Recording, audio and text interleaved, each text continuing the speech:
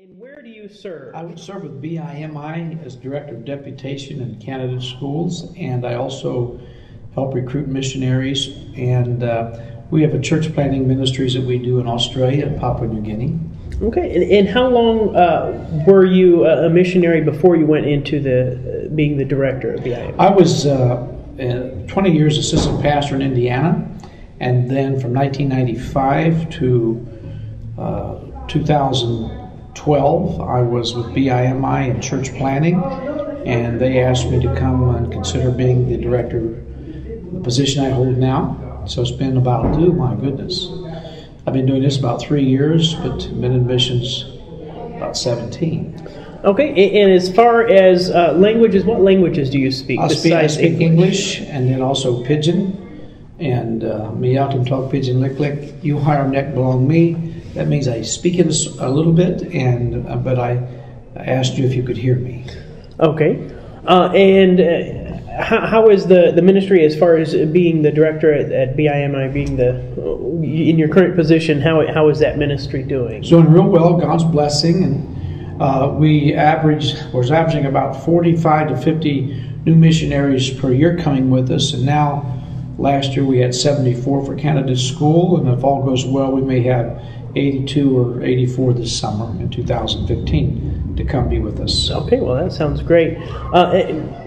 When you were in Papua New Guinea, what was the strangest food you saw there? Well, we ate lizards, but the strangest thing would be what they call cassava, or a bread or a food they make out of a tree, a palm tree, and they have to wait till it gets so big and so old, and they cut it down and cut it up and make a bread type food out of it, and that's very odd.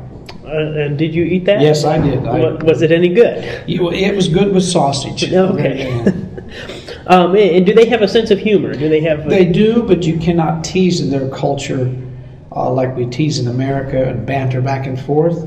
And you always have to respect your elders there. And there's no, the Asian culture does not have derogatory remarks ever extended to the older folks in the church or in the community or in the city. Okay, and would Papua New Guinea be considered an Asian culture? Well, they're their own culture. They do have Asian manners, but they're not. They're becoming more westernized, but they're kind of their own culture.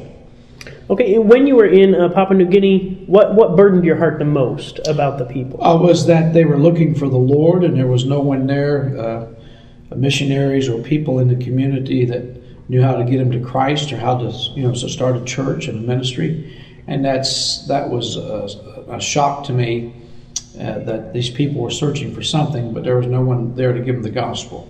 Right, and we talked a little bit about the culture, but what is the most striking difference in the culture, and how did that affect their reception? Well, they have a separate culture where the men and women, they'll, like in church, the men will never sit on the same side as the church of the women.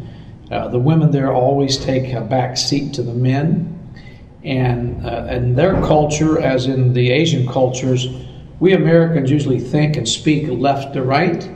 They go right to left. Okay. And like you, me, we'll say that we're going to go to McDonald's later on. They'll say, you, me, go past time behind. Me, boom, one time long, McDonald's belong you. And so you'll see they speak that backwards according to our culture. Right. And that's how that works. Okay, and so that would affect things like in America it's popular or it's common a lot of times for a woman to get saved and then share that with her husband. Right. That probably doesn't happen there very much, right, because of the culture. Okay, and what is a culturally acceptable way of sharing the gospel with them? Just because I know some cultures, you don't go to people's doors right. and knock on them and things like that. The best thing to do in New Guinea is they're equals. We missionaries from America sometimes think we don't say we are, but we act as if, we've come there, now you're going to get right with God, or I've got all this education, so I'm going to teach you to be a clone of me, when we don't understand or see it, but we have this I'm the boss mentality, and that hurts. The biggest thing to help in receiving the gospel is that let them into your home, treat them as you would treat anyone here, and they're all on the same level. And you have to learn that as an American, that you have to be on the same level with them. It's relationship. Right. As far as things that offend them culturally, are there any topics or anything that would be best to avoid altogether, or at least until you have a good relationship with someone? The best thing to do is to get a relationship, and that takes time. You don't, as a male, talk to the females, and you just learn not to do that. It takes a while. Most cultures are very tight until they learn to trust you, and it takes a while for them to. You just can't go in there and they say they trust you. Mm-hmm. The people that are slower to trust you as a missionary end up being your stronger church people. Those that jump at you to be buddies with you as soon as you get off the plane usually are after your money or your cargo. Okay. And so what was as far as the language goes, what was the greatest challenge for you in learning the language? Was to get an ear for it, and I took 2 years of Pidgin at the University of Papau New Guinea, and it was hard to learn. The adults don't teach it to you, and I was 42 years of age, but the younger the person, the easier it is to learn the language. Right. But the young people taught me, and my hardest part was when I get excited in my preaching or teaching, is my brain always goes in English, and you have to slow down to get it to speak in Pidgin. Okay. And what verse of the Bible, if you were to just pick one verse to share with somebody in Pidgin, what verse would that be? Usually be John 3:16, and it sounds like this in Pidgin. Long one of God he been like him you true men Mary belong dispella ground. Also now impella been given dispella one pella. Emmy picking any man true belong him. By all get to man he pill up Emmy old no kins loose no got tasso.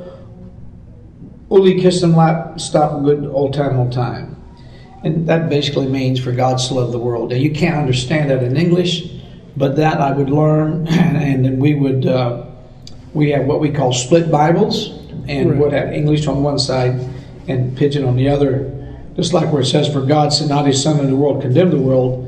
In Pidgin it means long one of God.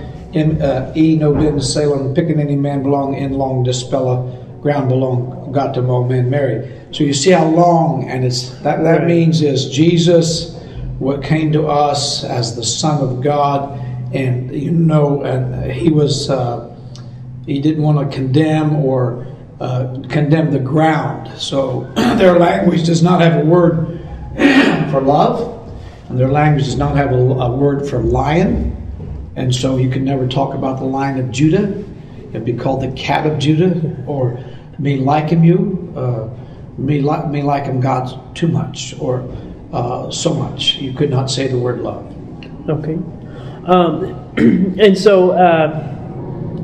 would you be able to sing or read the words to a hymn or song that you might sing in a service? Or are there any hymns that would carry over? Yeah. What they do is I don't have any with me. And it's been since I've been out of New Guinea back and forth. I can't sing. I have to have the book in front of me. Right. But they'll take like Amazing Grace, and you put it to Pidgin or Pinglish as they call it. So it's not a pure language. So you have to just learn to do that all over. But once you're with them for 3 or 4 years, you sing it with them. But normally you have to have it in front of you to see it. Okay, and as far as it relates to your ministry now at BIMI, what's one thing that we can pray for you and pray for the ministry? Yeah, well, as safety as I travel in the States to represent BIMI, but also in the ministry at Papua New Guinea, because of the unrest that we have there from time to time, because they have what we would call village law, and sometimes things take place, and the people take the law in their own hands, and the government doesn't really care. Mm-hmm. They just let that go. So that's a struggle sometimes when the government's against your Christian folks or your friends or your church. And so the key is to just be in prayer for safety of our pastors and the churches, and also as our family as we travel and minister here in the States. Okay, and we will be doing that. And then for this last section, would you just be able to just say those things slowly, just kind of like a typical greeting? Okay. And then if there's anything like they have a different greeting for morning, noon, and night, if there's any typical greeting that doesn't involve that would be great. Now in Motu, a greeting is a Dabanamona, and the goodbye would be a Bomuhuta. In Pidgin, the greeting would be Mihama Maslam Lookamu, it's good to see you. And saying goodbye, it would be me Lookamu behind, or me Lookamu. Okay. And then as I speak a little language, to say thank you in Pidgin would be Imna, or think you true. There's two ways to do that. And then, as you know, I'll speak some Pidgin here saying, it's good to come to church. I'm glad you're here. I'm going to preach today. And I'll also go like this. You me come boom one time long, Cios belong me. That means we'll meet at church. You me go long lotu. That means we're going to worship together. Me out and talk Papa God. Papa God touch bell belong you. That's bell means your heart. And you savvy algeta. That means do you understand what I just said? And they'll come back and say me savvy or good plan. And that me savvy means I understand, or good plan means good. So, okay.